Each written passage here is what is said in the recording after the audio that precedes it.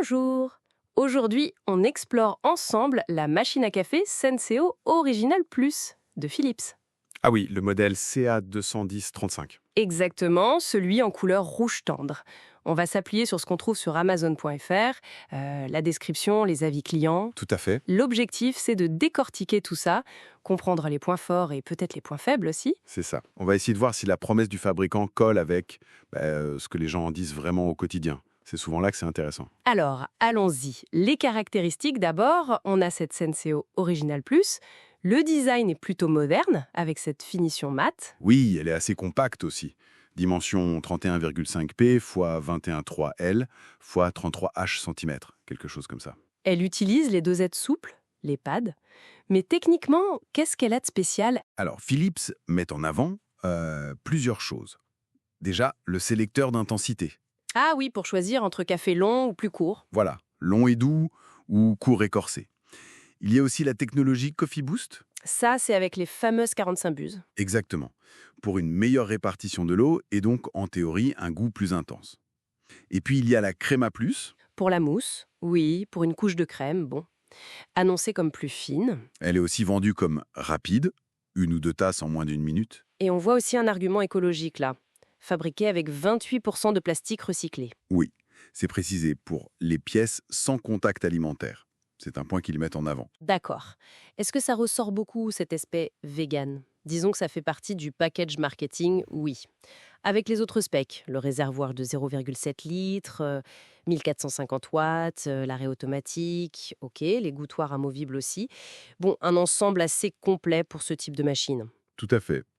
C'est une offre standard, mais avec ses petits plus, Boost, Crema et l'éco-conception. Parlons argent. Sur Amazon, on la voit autour de 60 € neuve. Oui, 59,89 €, vendu et expédié par Amazon au moment où on regarde. Il y a même une option d'occasion mentionnée. Avec les services Amazon classiques, retour garantie légale de 2 ans. Voilà. Ça la place sur un segment de prix assez accessible pour une machine à dosette. C'est clair que c'est un atout. Ok. Maintenant, ce qui nous intéresse peut-être le plus, les retours des utilisateurs. La note est bonne, hein. 4,5 étoiles sur 5. Oui, sur plus de 270 évaluations, c'est solide.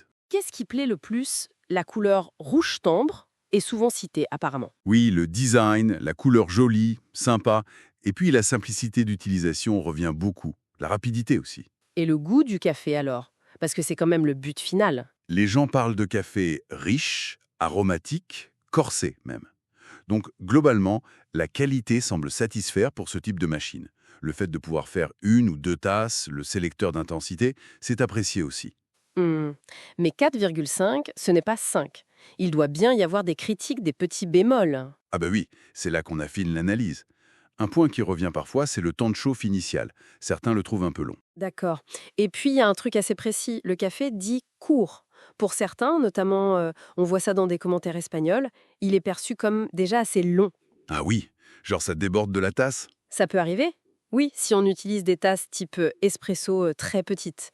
C'est un point de vigilance pour ceux qui aiment leur café très, très serré. Et la fameuse Crema Plus, alors, ça donne quoi en vrai, selon les retours? Ben, c'est un peu mitigé. Beaucoup disent qu'elle est légère, qu'elle ne tient pas très longtemps. Ok, donc pas la grosse mousse dense d'un café de bar. Non, clairement pas.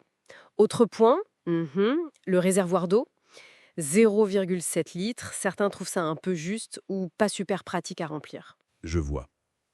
Et enfin, un détail d'usage.